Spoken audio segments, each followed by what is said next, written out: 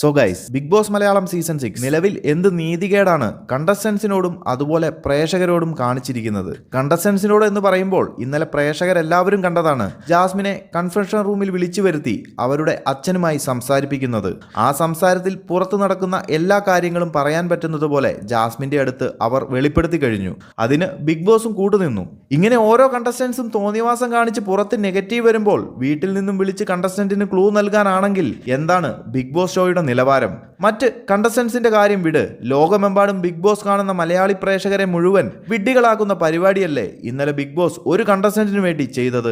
ഇതൊന്നും മനസ്സിലാകാതെ പൊട്ടന്മാരെ പോലെ ബാക്കി കണ്ടസ്റ്റൻസും. ജാസ്മിൻ എന്ന കണ്ടസ്റ്റന്റിന് നെഗറ്റീവ് പുറത്തു വന്നെങ്കിൽ അതിന് ബിഗ് ബോസ് ഹൗസിലുള്ള മറ്റ് കണ്ടസ്റ്റൻസോ പ്രേക്ഷകരോ അല്ല കാരണക്കാർ. ബിഗ് ബോസ് ഹൗസിൽ ചെന്ന് തോന്നിയ ഡ്രാമ കാണിച്ച് പ്രേക്ഷകരെ പറ്റിക്കാൻ നോക്കിയതിന്റെ പരിണിത ഫലമാണ്. അതിന് ഉത്തരവാദികൾ ജാസ്മിനും ഗബ്രിയും മാത്രമാണ്, മറ്റൊരാൾക്കും അതിൽ പങ്കില്ല.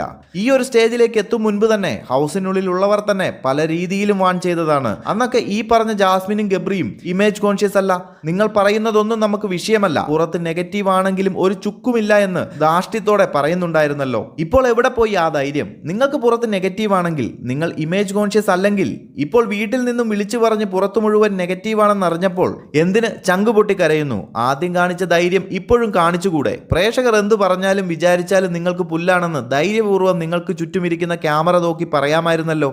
അപ്പോൾ അതൊന്നും പറ്റില്ല. നിങ്ങൾക്കെന്തോ പുറത്ത് മികച്ച കോംബോ അവാർഡ് പ്രേക്ഷകർ നൽകുമെന്ന് കരുതി വലിയ ഫ്രണ്ട്ഷിപ്പ് കോംബോ ഉണ്ടാക്കാനുള്ള തത്രപ്പാടിലായിരുന്നല്ലോ.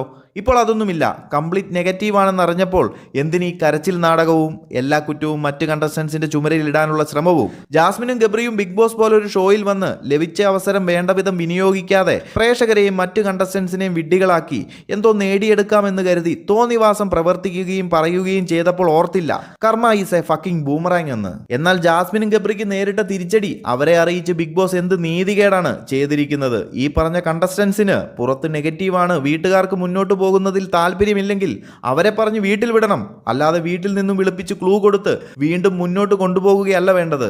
എന്താണ് പ്രേക്ഷകരുടെ അഭിപ്രായമെന്ന് കമന്റിൽ അറിയിക്കുക.